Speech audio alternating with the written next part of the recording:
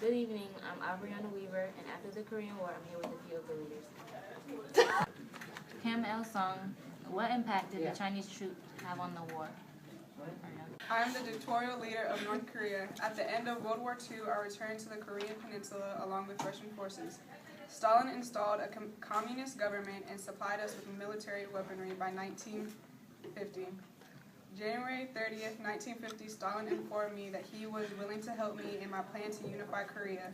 By June 1950, North Korea launched a surprise attack on Seoul, South Korea's capital.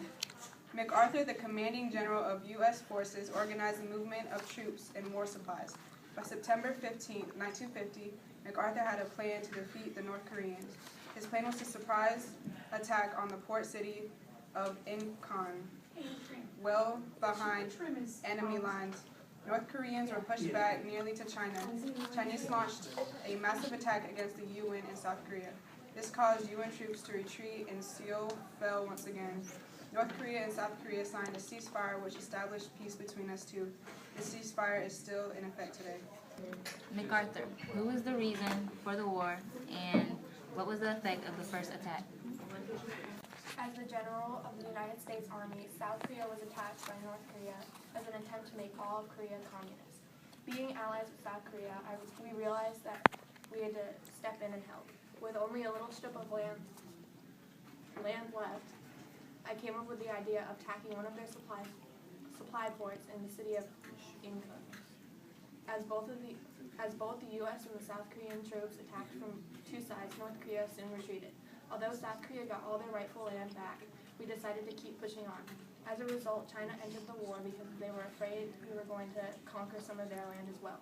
Finally, as the Chinese and North Korean troops got their land back, we decided to sign a ceasefire. Stalin, where did the first attack happen, and when did the war start?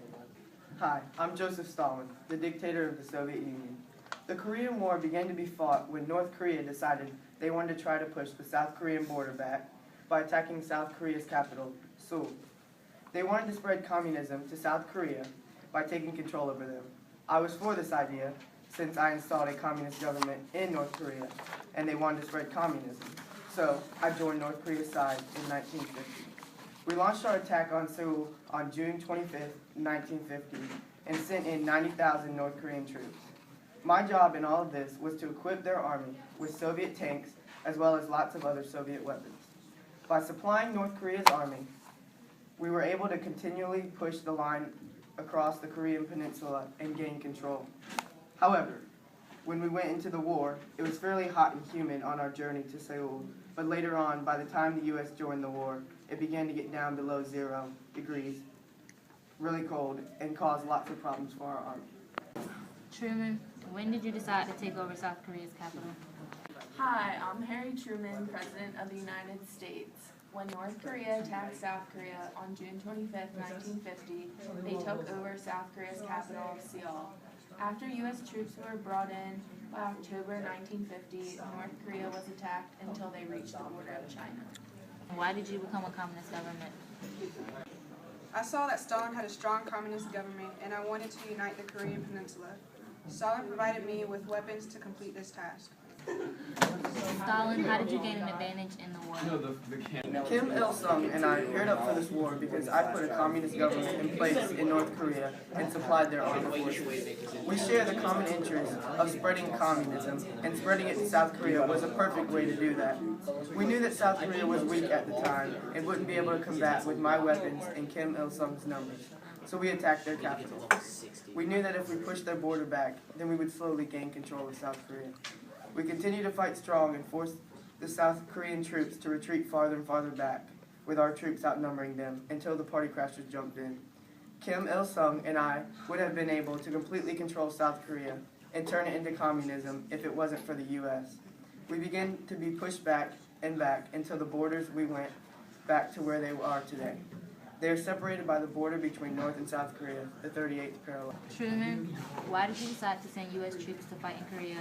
Do you think you made a good decision? How did you accomplish this decision? 3, 2, go. Okay, just as I stated earlier, when North Korea attacked South Korea, I felt I had no other choice but to send our troops in aid of South Korea. Back in the start of World War II, the policy of appeasement failed to check German aggression, and being so, I was determined not to let history repeat itself for a second time. To help the situation from not happening again, I sent U.S. troops to South Korea's aid with the vote from the UN, of which the Soviet Union was excluded from. Also, I did not request Congress to write a formal declaration of war, and immediately the U.S. occupational troops stationed in Japan were sent to Korea.